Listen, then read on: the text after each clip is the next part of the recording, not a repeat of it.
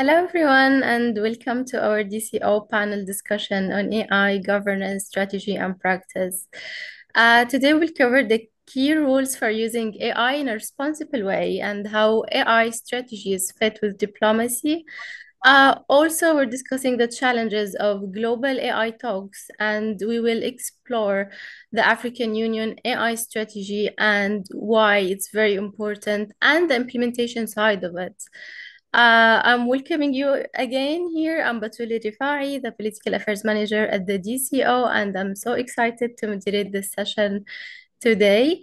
Luckily joined by our outstanding experts. I'll start with Dr. Corneliu Piola, the Professor of Digital Diplomacy Study at the University of Oxford.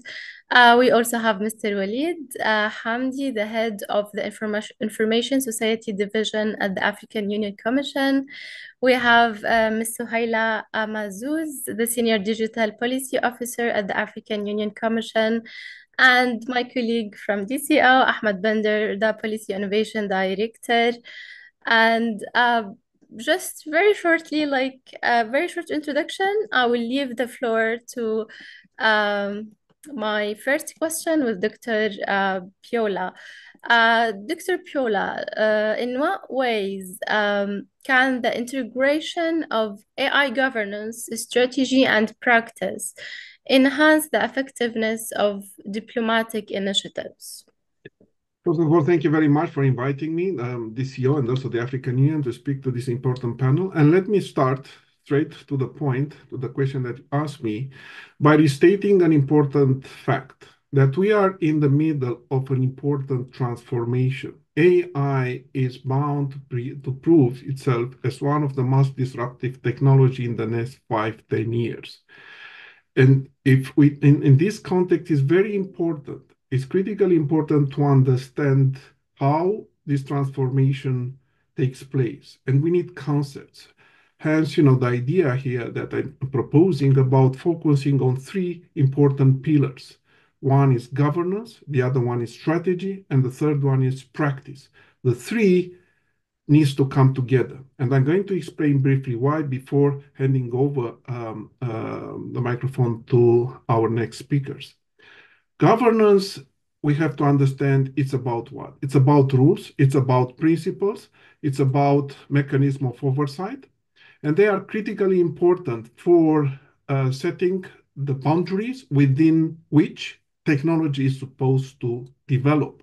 Why is that important? As I point out here, it's about trust and ethical use. If you don't trust the technology, you are not going to adopt it. It's as simple as that. At the same time, if at the international level, this kind of technology cooperation is not working, the question of governance immediately comes to the fore. When we talk about strategy, we have also to understand what strategy represents in basic terms, a roadmap. A roadmap in a sense that allows you to integrate certain domestic priorities, what you want this new technology to help you internally, domestically, with certain foreign policy objectives. And this is the roadmap, but that in a sense, you need to pay attention to. And of course, at the level of practice, especially in the context of diplomacy, is how exactly will you implement this in terms of, for instance, public diplomacy, crisis communication, and something that we're going to discuss later, negotiations, the bread and butter of diplomatic work. So these elements, what I'm mentioning here, is that they need to align one with each other. Why is that? I think, as I said, governance and the boundaries in which strategies are developed and also practices are executed. On the other hand, strategy provides a direction for practice, but is informed by rules, by principle, by governance. At the same time, when you think about execution, implementation of new AI solutions, we have to think about how do they inform and provide feedback for those elements that I mentioned before. So moving on to the next slide, I want also to highlight the fact that if you miss if this connection, if this alignment doesn't work, there is peril, there is danger, there is risk ahead of the road. And that has to do with the fact of regulatory gaps. Without a sustained effort to achieve governance, a cooperation, is going to have fragmentation, various islands of regulatory or principle or rules, and that impedes in the international, and that of course impedes, blocks international cooperation. What if we miss strategy? Without a clear idea of strategy, of where you want to combine domestic priorities with foreign policy objectives, you basically waste resources and waste opportunity. You have no direction where to go. You just trial and test. And of course, there is also the question of implementation, of execution, of practice. This is particularly important, especially in the context, as we're going to see, of African Union, DCO, but also Ministry of Foreign Affairs, because you need skills. You need to develop skills. You need to operate with these kind of new tools. So the larger point that I'm proposing in this introduction here is that these kind of elements are not static. Technology is very dynamic. We talk about AI today. 10 years ago, we'll have thought this is science fiction. But technology acceleration moves fast. These elements, this is the final point that I wanted to highlight, governance, strategy, and practice, they need to be subtle, they need to be flexible, they need to be adapted to the rhythm of technological change. So that's the layout that I want to highlight, why these three concepts are important for us to understand this new level of disruption at the level of individual, at the level of society, at the level of international affairs. In the next part of the panel, we're going to look exactly at this topic. What governance means or strategy in the context of the new organizations. I think the next section will be covered by the representatives of the African Union. They have something very interesting and exciting to tell us about new efforts and new strategy and new initiatives to be followed later about how not only governance at the level of the African Union, but also strategy and governance works at the level of the DCO. So I'm going to stop here and hand it over to you, Batul, and also to meet Mr. Hamdi and Mr. Amazuz. Ms. Amazuz. Thank you so much, Professor Piola, because what you mentioned is very important. Because as the DCO, we are currently have a 16 member states and we are expanding. So as an organization that see itself as a platform and facilitate these global discussions about technology, digital, the main trends that what people talk about, I think it's very important for us to also be aware of what is the global governance approaches that we currently have. So for that purpose, I will move to our next expert, my colleague Ahmed, with my second question. Ahmed, what do you think are the global AI governance approaches currently? And if you can please also explain a little bit more on the DCO, the Digital Cooperation Organization landscape. Well, thank you very much, Batul. Thank you, Professor Viola.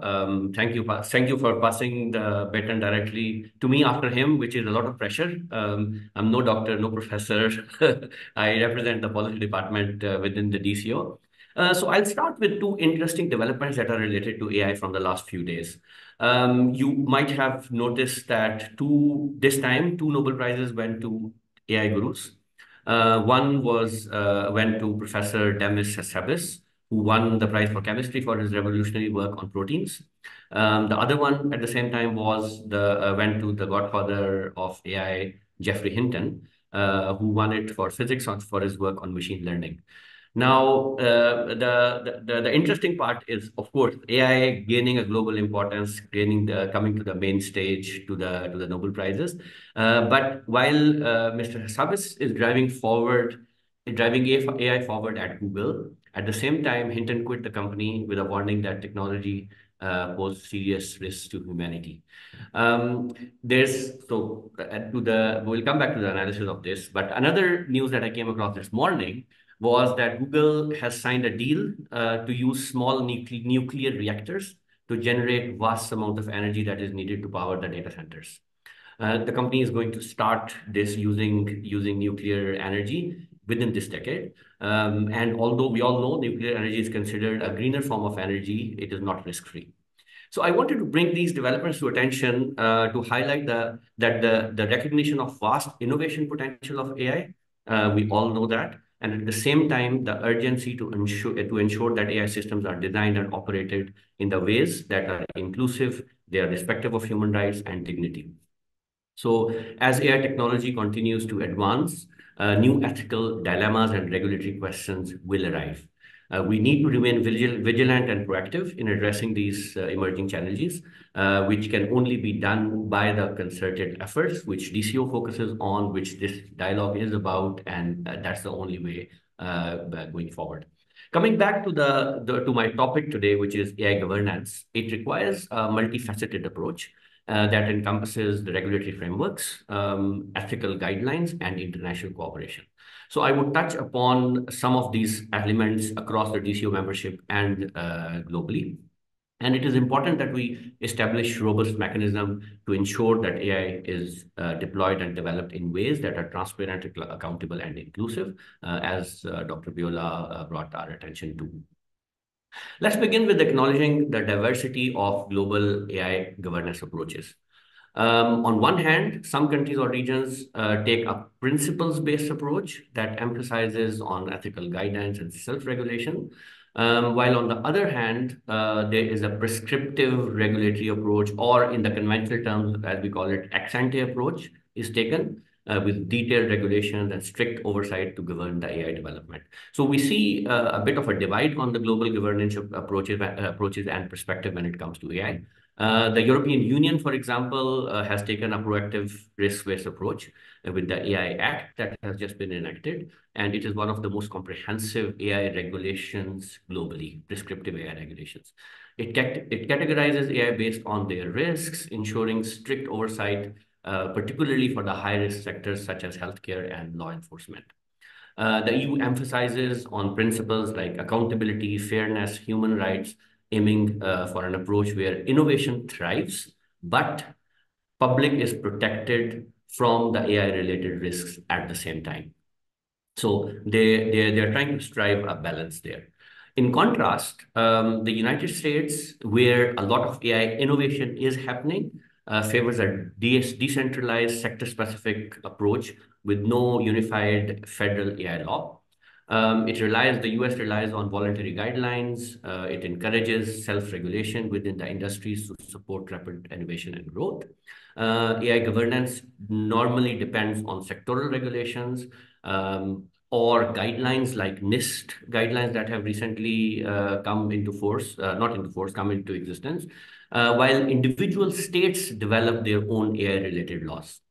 So that's the other extreme of a principles-based approach where the enforcement mechanism do not come out as explicitly as it does in the other countries. Quickly mapping Singapore and China to those approaches. So Singapore, again, is taking a balanced approach with the government-led model. They have recently come up with a model AI governance framework that emphasizes transparency and ethical use of AI, and specifically in the sectors like fintech and healthcare. Lastly, China operates as a centralized top-down regulatory regime. The 2024 AI law in China reinforces the strict government oversight. So China focuses on using AI to enhance national security, social harmony, state-driven economic development. This is just to bring to the tables the diversity of approaches that AI is adopting. Although it's going to be a tough call to harmonize the approach. However, we can always talk about interoperability of different regions or countries' AI approaches, so the innovation can thrive across. So moving on to the next slide, coming from the approaches. And by the way, we have covered these approaches comprehensively in DCO Policy Watch, which is our publication to cover different policies that touch digital economy. So I really invite you to go to the DCO's website and look at this resource. Please provide us with the feedback as well. So now let us shift our focus to the ethical global governance frameworks. Despite different approaches towards AI regulation across the region, we see several shared ethical principles that transcends boundaries, and they guide the responsible development of AI globally. Organizations or groups such as the UN, OECD, G7, EU, UNESCO, African Union, which is here with us, have established a set of core principles that revolve around human-centered AI, ensuring that the systems respect human rights, fairness, and transparency. These principles emphasize the importance of accountability, inclusivity, while ensuring that the AI technology benefits the societies. So you can see on the slide in the middle, there are a lot of commonalities between those principles, and those principles can be harnessed for on a country or regional level to shape the AI governance and bring that interoperability that I spoke about in the global regulations. At the same time, there are some unique priorities across frameworks that, as you can see on the smaller bubbles on the side. The OECD, for example, risk classification frameworks focuses on categorizing AI based on its societal impact. The very recent recommendations that came out of the UN high-level advisory body wants to exploit AI's potential toward global peace, which is very relevant and important at this point. UNESCO places strong emphasis on environmental sustainability, ensuring the climate action is prioritized and the global sustainability goals are achieved. African Union focuses on data sovereignty. We'll hear all about it when we come to the next session. So all these frameworks demonstrate a collective effort to ensure that AI serves as a force for good while addressing the unique challenges. Now, when we go to the next slide, which is my final one for this answering this question, is the landscape across the DCO member states. So DCO is 16 member states, some member states from Africa, Europe, the Middle East, Asia. And because of the diversity in geographies and diversity in economics, you would see a lot of variance in the approaches, and we can map, those approaches, governance approaches, towards one of those approaches that I have explained earlier. So in this context, varying levels of digitization result in a very diverse DCO ecosystem. And this diversity presents both challenges and opportunities for DCO as an organization. So it complicates the efforts to establish a uniform baseline for the AI policies. Well, that could be one of the challenges. But as you could see in the slide, there different DCO member states are at a different level of developing their strategies or governance approaches. So this creates opportunities for knowledge sharing and collaborative development between the DCO member states. So we have a set of countries that you see with a very well-defined structured national approaches. For example, Bahrain has a defined and structured national approach towards AI. The AI law is recognized as one of the first standalone AI regulations in the region, and it addresses AI governance, ethical principles, ethical practices, and responsible development of AI technologies. Other examples are Cyprus, where there is a national AI strategy that focuses on the practical application of AI in public services and education sectors, and Cyprus and Greece are being governed by the EU AI Act and the EU AI governance framework. Saudi Arabia sees a fully functional standalone regulatory body for AI. So Sadaya is a sector regulator for AI, and it has published its ethical AI guidelines, more inclined towards a principles-based approach. The national strategy for data and AI that Saudi Arabia has developed, it puts a goal for the country to be a global AI leader by 2030. So these are a few examples of the countries who are at the forefront of ticking those few boxes. Then we have the countries that are either developing or in the process of drafting AI policies or AI strategies. Bangladesh and Pakistan, for example, they are setting up the policy goals and policy priorities to around the already established principles, for example. So to summarize it all, while the diversity of these approaches could be subject to sovereign choices, it is crucial that we strive for interoperability between the diverse global frameworks on a global level. And at DCO, we are committed to supporting our member states and the global community in navigating the complexities of AI governance through several initiatives. I will come back to those when we get back into the conversation about AI practice. And sorry if I have taken more time, I will stop here. Thank you so much, Ahmed, and thank you so much for highlighting the recent approaches because I think this is very important in this type of like field where every day we have a new approach maybe and the new updates. It's very important to keep track of this. By reaching to this stage of the webinar, we've covered so far how the strategy or how the governance strategy and practice linked. And we have explored also some of the governance approach. I think now it's the most exciting part is the strategy because I feel it's like the wheel that drives everything. And here I will leave it to my colleagues at African Union to tell us more about the African Union strategy, in particular, how it is now leveraged to foster stronger cooperation among African Union's partners. Mr. Walid, the floor is yours. Thank you so much, Batul, and thank you for inviting us and having us in this webinar today. And also thanks for the organizers for really good and smooth organizing of this webinar. So before we deep dive and present our African Union continental artificial intelligence, allow me to just give some kind of like a context before we present our strategy. So definitely in Africa, there is a lot of challenges. And when we look at our African Union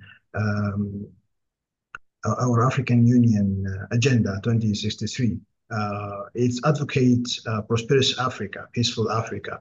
So we are not just having a strategy for the sake of having AI strategy.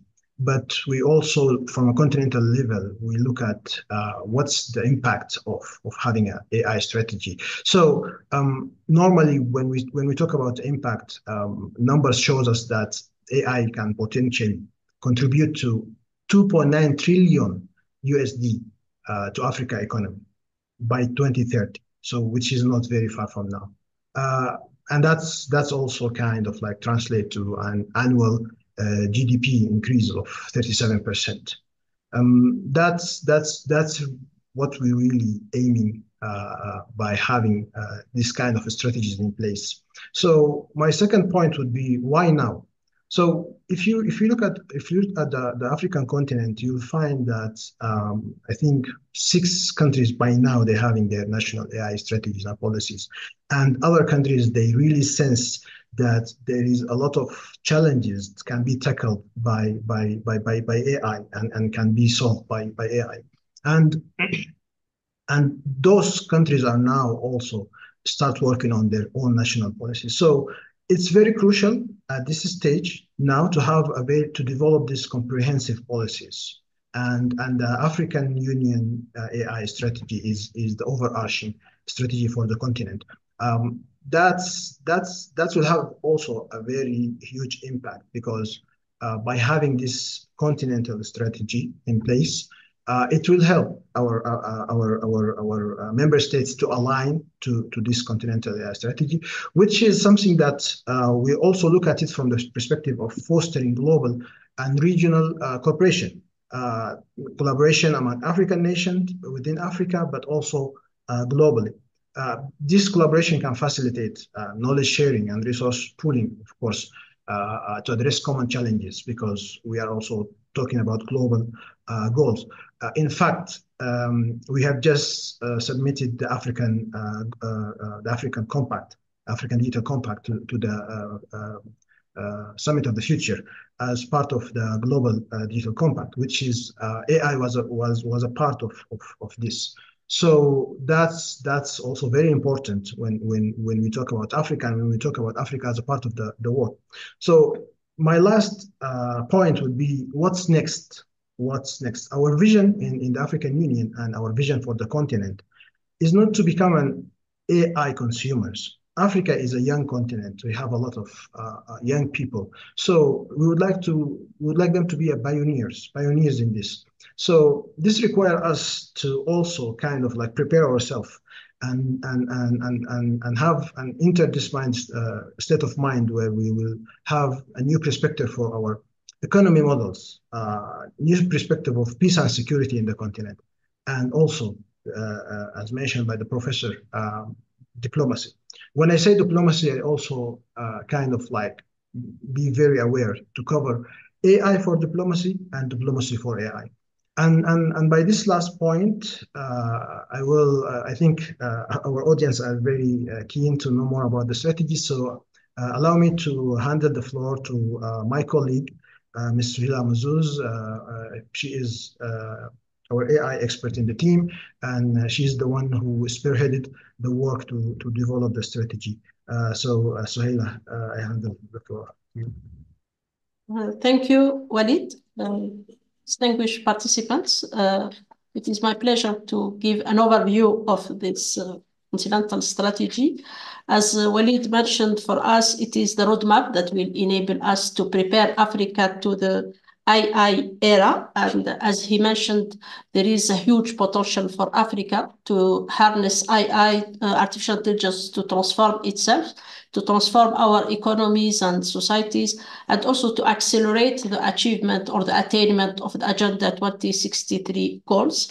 And the strategy, if I can move to the next slide, I don't want to elaborate more, as my colleague, he already provided the background behind the development of this strategy and strategic and objectives that we aim to achieve. So the situation with regard to artificial intelligence in Africa is that there is a real interest, and we have, as he mentioned, we have already 6 countries that adopted their national strategies, and another number of countries that are in the process of finalizing their national policies and strategies. And also there is a number of center of excellences and research centers that are operational across the continent, in addition to the private sector also integrating artificial intelligence. So if we can say the barriers to the adoption of artificial intelligence, they are mainly related to a deficit in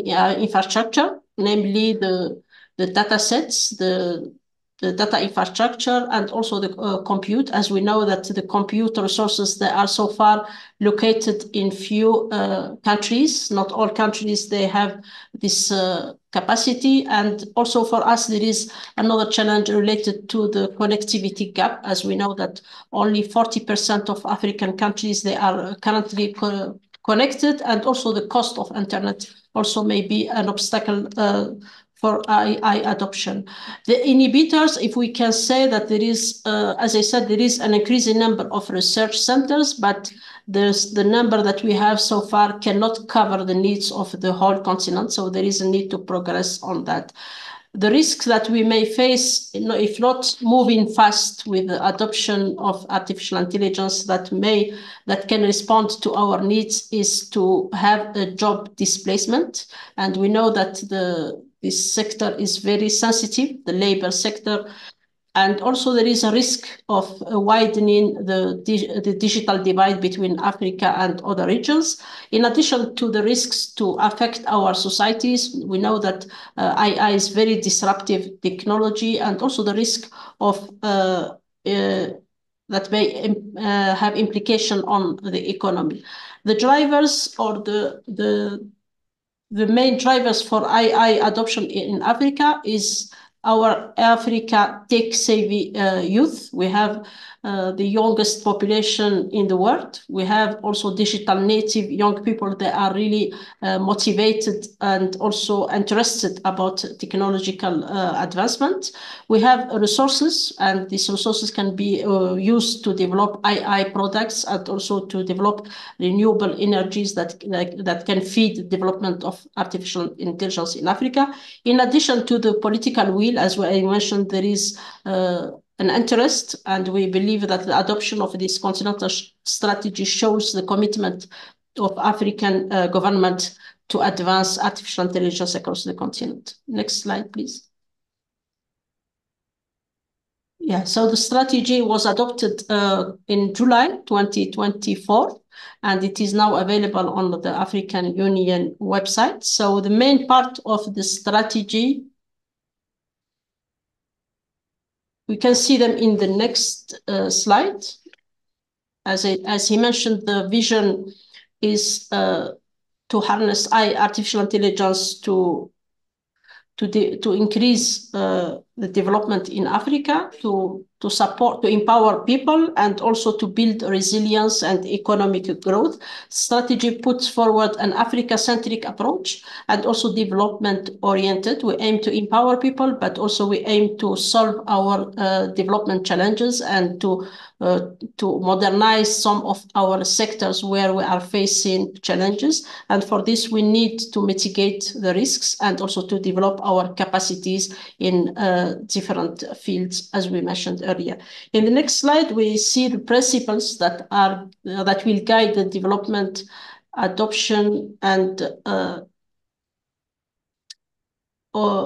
as I said, will guide the development and adoption of AI in Africa is the principle of local first, which is putting forward the local development of artificial intelligence that will respond to the needs of the African citizens and also that will respond to the local context.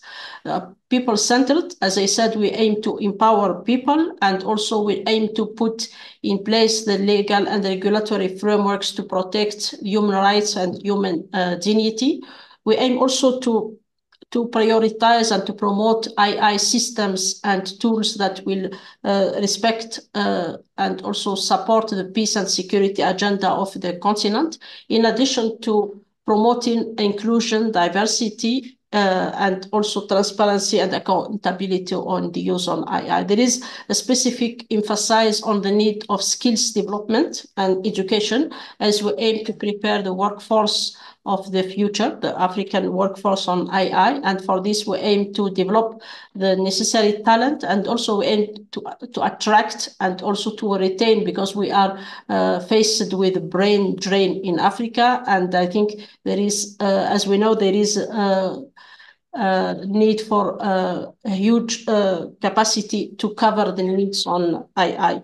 And other principle is related to cooperation and integration, and this calls for the cooperation among African countries to support each other, to put the resources together in order to develop the AI capabilities. As we know, there is the need for a huge investment to develop both the infrastructure and also the soft and hard infrastructure, and also the human capacity that will enable us to move with the artificial intelligence agenda in Africa. In the next slide, we see the priority areas that are identified in strategy. Our main focus is on maximizing the benefits and increasing social economic development, and also cultural renaissance, because we aim to use artificial intelligence to promote African culture and African identity in the digital space. The second priority is on building the capacities and capabilities, accelerating investment in AI, promoting regional and international cooperation while minimizing the risk. And with all this, we need to put in place the inclusive governance frameworks that responds and meets the needs of the continent.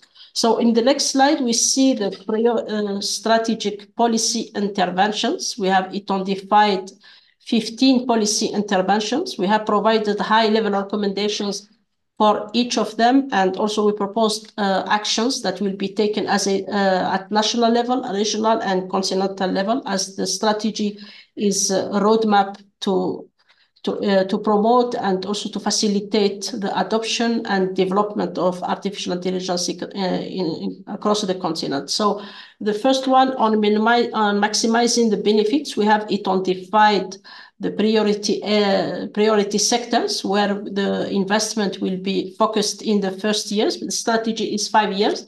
So we have identified the priorities for Africa, the sectors where AI will make the difference.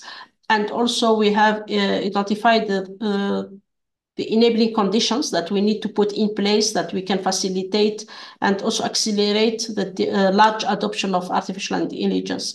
On minimizing the risks, we have identified a number of recommendations that will enable us to minimize the risks and also to prepare our continent to the implications of AI, both on the peace and security sector and also on cyber security, in addition to avoiding the biases and also to enabling inclusive and diverse artificial intelligence ecosystem across the continent.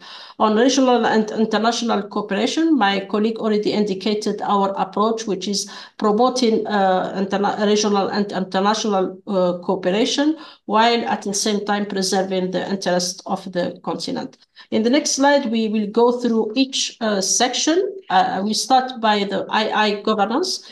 From our approach on the governance of artificial intelligence across the continent is to promote and also to facilitate responsible, ethical, and also safe artificial intelligence. And for this, we aim to promote and also protect human rights and also the interest of the countries and also interest of people in the development of AI frameworks. For this, we advance multi-tiered governance and institutional approach based on the development of national artificial intelligence strategies and national bodies to coordinate and to manage artificial intelligence, considering that AI is cross-cutting and it touches on all sectors. There is also a need to conduct research, Africa-led research, to identify the risks on African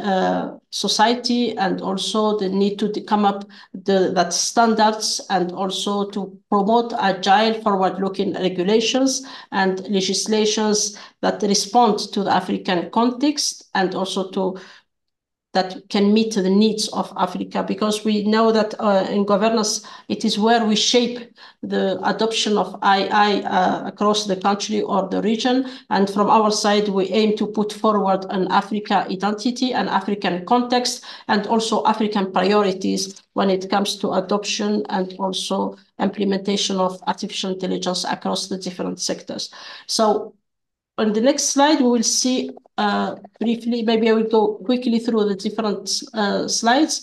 On the AI for development, as I said, priorities is to integrate artificial intelligence in the public sector to increase efficiency and also to facilitate the delivery of public services, accelerate also integrating artificial intelligence in key sectors that are priority sectors for Africa, namely agriculture, health, education, and climate adaptation, and also the need to improve the innovation and also to create an ecosystem for African startups to flourish across the continent. As I said, for us, we prioritize development focus and also African-oriented AI solutions. On the next slide, we will see on the capabilities there is a need to reinforce the capacities of African countries on the data sets, on data centers. And for this, we have already ongoing work on data governance. There is also recommendations on how to strengthen and also to enhance our capabilities on research and innovation, and also to create a network of researchers in Africa to address the misinformation and disinformation stemming from AI, there is a need to develop our capacity on media and information literacy. And for us, building the AI talent and skills is one of the top priorities, as it will enable us to own artificial intelligence and to move forward with adoption in key sectors. On the AI, on the risks, as I mentioned earlier, in the next slide, we can see the risks. As I mentioned earlier, for us, we aim to create inclusive and equitable AI ecosystem. We need to reinforce cultural and also linguistic diversity. And for this, there is a need to promote and to prioritize locally developed AI systems and solutions. On AI safety and security, there is a need to raise awareness of member states about the disruptive and also the negative implication of artificial intelligence, and also to reinforce the capacities on cybersecurity, considering the changes that are brought by artificial intelligence. On the investment, it is more about promoting and attracting investment and facilitating cooperation between the public and private sector. On regional and international cooperation, which is more related to us, to our webinar today, there is a recommendation and also a direction to prioritize AI, artificial intelligence, as a key priority area of cooperation in the multilateral engagement of the African Union, and also to recommendation to integrate artificial intelligence as a topic of foreign policy at national level. And for this, there is also need to build capacities at different levels.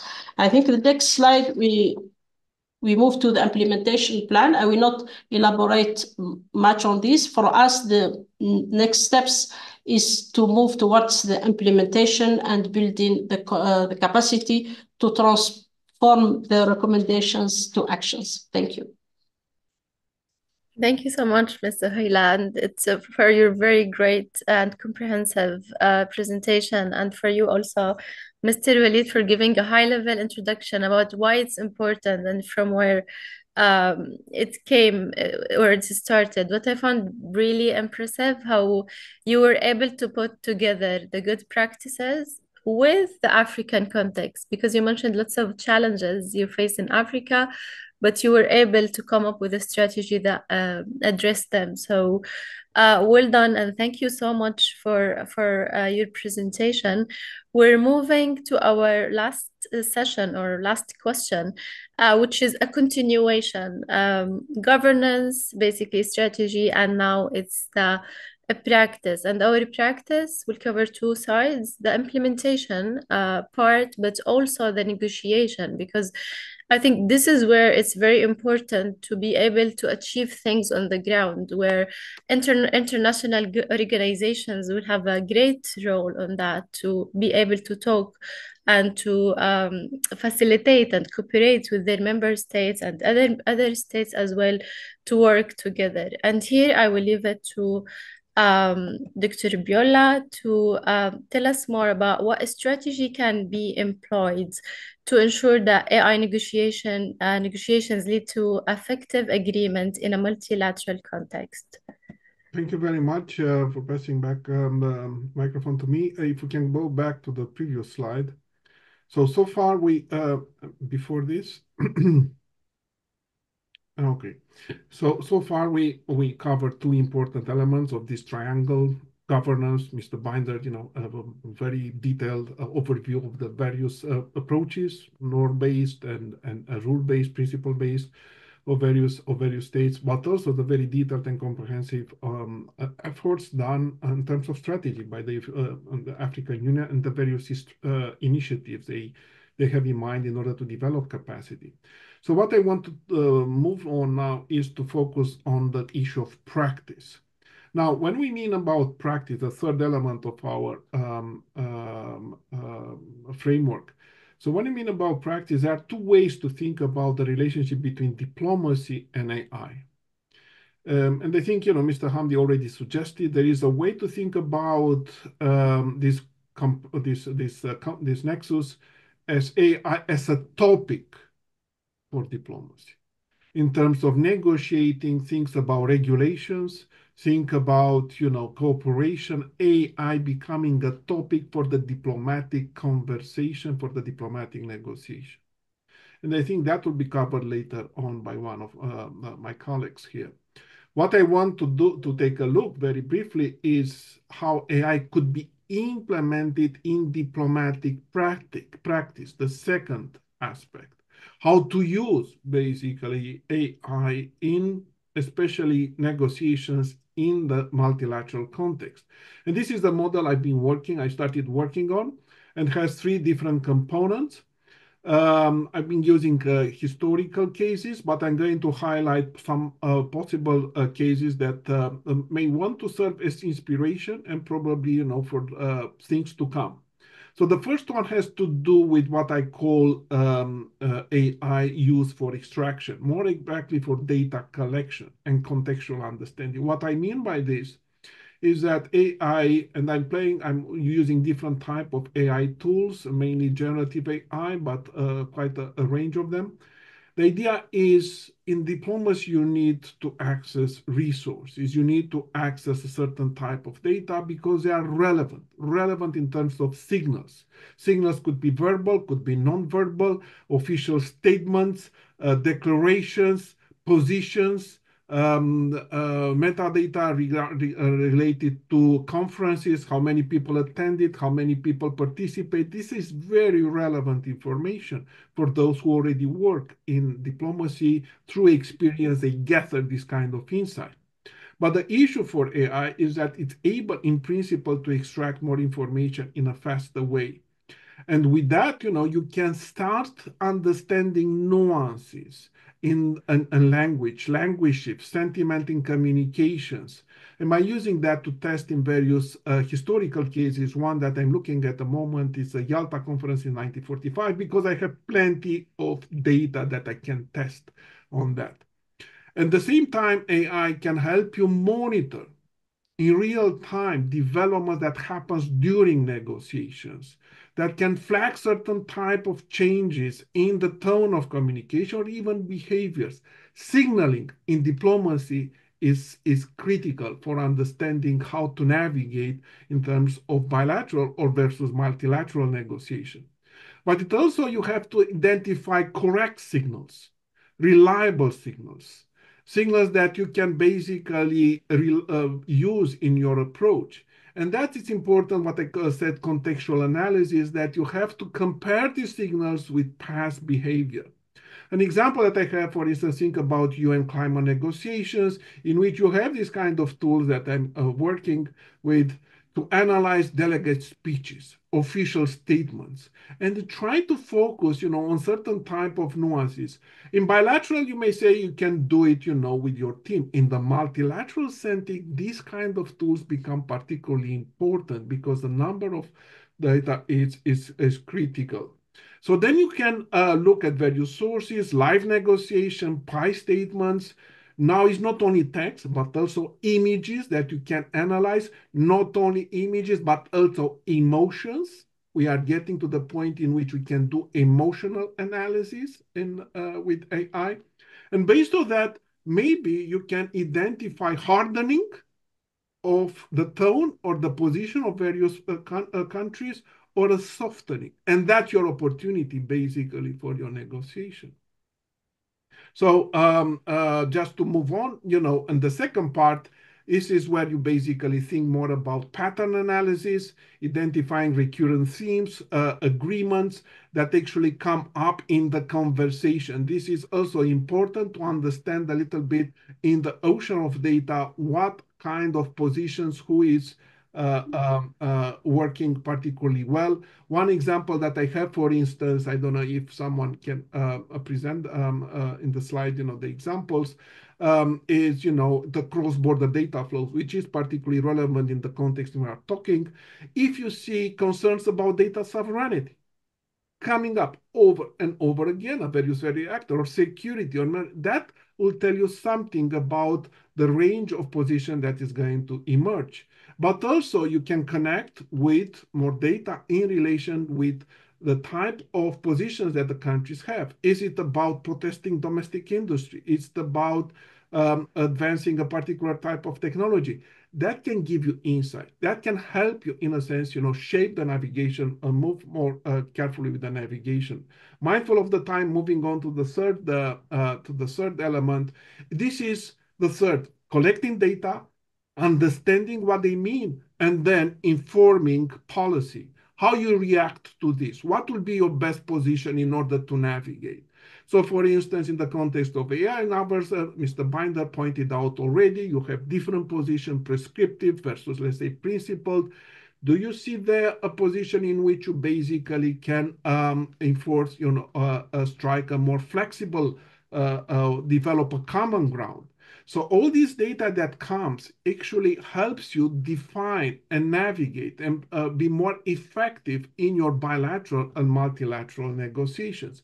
So final point here before I stop has to do with the challenges. And the challenges in terms of, which will be the next slide, it has to do with a number of things. Negotiations are not easy.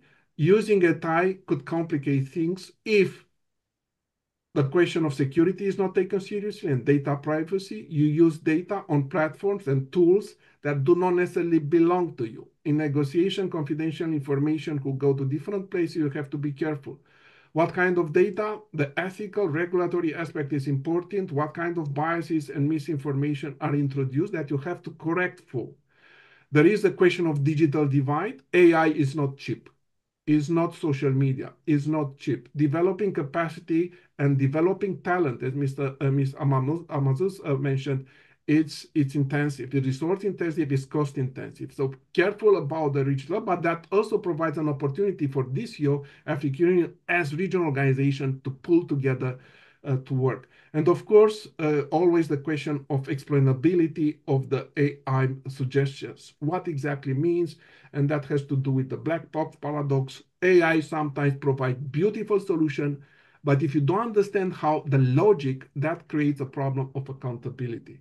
So I'm going to stop here. Sorry for moving too fast on this. Thank you so much, Dr. Piola. I think we were very keen to get some real examples from African Union and DCO, but for the sake of time, I'm sorry for that. You have only 1 minute, Ms. Suhaila and Ahmad, to tell us one example about a real example about what we have achieved in African Union and DCO. I will start with you, Ms. Suhaila, please. Thank you, Baton. As it was mentioned earlier, from our side, artificial intelligence is already a topic of diplomacy. It is already integrated in the foreign policy of the African Union. Like the Africa Group in New York, they coordinated the common position on the global GDC that includes part of AI. And also at the African Union, artificial intelligence was discussed several times in the Peace and Security Council, where they discussed the implications of AI on peace and security landscape, and also the implications of misinformation and disinformation. On the use of artificial intelligence as a tool to enhance diplomatic practices within the African Union, we started integrating artificial intelligence in our mechanisms, like to enhance mainly the reporting processes, but we aim to develop the capacity, like to integrate artificial intelligence for evidence-based policy making and also decision makings. We aim to, and for information, we received a concrete recommendation and request from our diplomatic community here in Addis Ababa to develop their capacities to use artificial intelligence. So our strategy is now adopted and the implementation started, and we look forward to look with all our partners to advance artificial intelligence in the diplomacy. Thank you.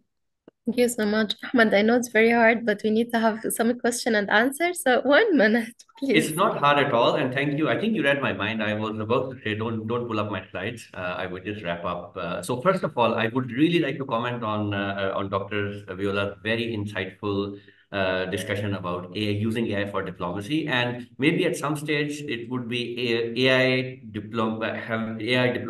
diplomats talking to each other, solving the world problem. So in a very nice way, hopefully, where human emotions are not a part. But anyway, very quickly, so DCO, a lot of our initiatives around AI stem from our call to action. We call it Riyadh AI Call to Action, that was unanimously passed by the member states in 2022.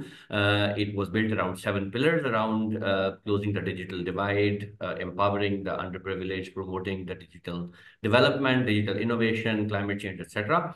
And coming out of that, to address what all we have discussed, there are 3 concrete initiatives.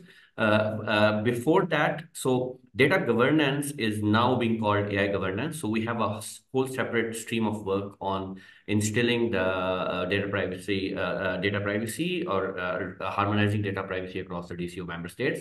So there's that work on data governance.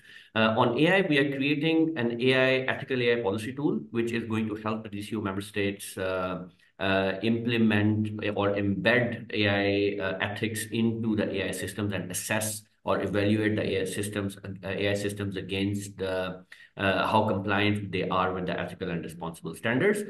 We are developing a tool and a very comprehensive AI tool that is going to enable the DCO member states to assess their readiness of AI, and then this toolkit is actually going to provide some solutions based on the assessment on how to improve the AI adoption across the DCO member states. So that's another exciting piece of work coming. And finally, to the point of the AI capacity and being not the AI users. So we have created a platform called DCO Gen AI Center of Excellence, very recently announced, to gather the AI Gen AI expertise across the DCO member states and providing them with the member states with the platform to experiment with and propose Gen AI solutions that are specific to the DCO member states. So yeah, I hope I have not passed my 1 minute.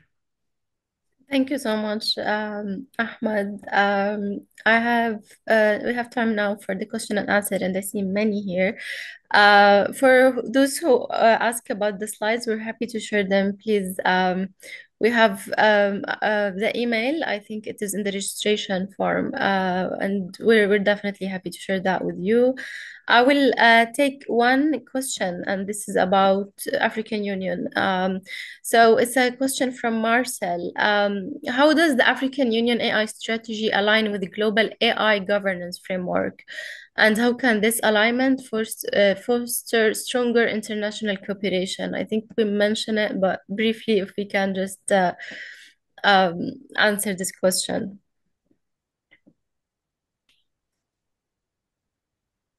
Ms. Suhaila or Mr. Walid, the floor is yours. Okay, thank you for the question. The African Union governance approach on artificial intelligence, as I said, it aims to build like a governance ecosystem that will enable an adoption and also development of artificial intelligence in Africa that align with the African context and also promote the Africa identity and Africa culture. We align with global best practices, but so far there is no globally agreed framework on artificial intelligence governance. There is ongoing discussion on developing a global governance for AI. We align with international best practices, but also we aim also to project our views and our approach on the governance of artificial intelligence to the rest of the world. Thank you. Thank you so much. I think we have time for one more question, and after that we can finish, which is, I think I will take Emmanuel's question about how do you see AI in the future in terms of the social and the economic development, how that will be integrated. Maybe Dr. Piola, you would like to answer that, and whoever would like to contribute, please. I think it's already mentioned. This is an opportunity, especially not only in Europe or in America, but also in Asia, in Africa, everywhere, to increase prosperity. AI could indeed, has a strong potential to reshape and reset, digital economies. Where I think we need to be careful, and is very important everywhere, is, to prepare for this transformation. The question of job dislocation, critically important. The question of digital public infrastructures that needs to be built, digital capacity, critically important. So there are building blocks that need to be put in place, investment that needs to be made in order to be able to exploit and also to benefit from these advantages. But it's definitely, if we come back in 10 years from now, we're going to look back with amazement to the type of thing that probably we're going to see in terms of economic growth, in terms of advancement. But also you need to be careful of the risk, which are not small. Yeah, thank you so much. We'll just finish here with what you just summarized it all, Dr. Piola. Thank you so much all for joining today, and we hope you enjoyed it. If you have any question, please feel free to refer it to our email, and we can share that with the panelists and get back to you on this.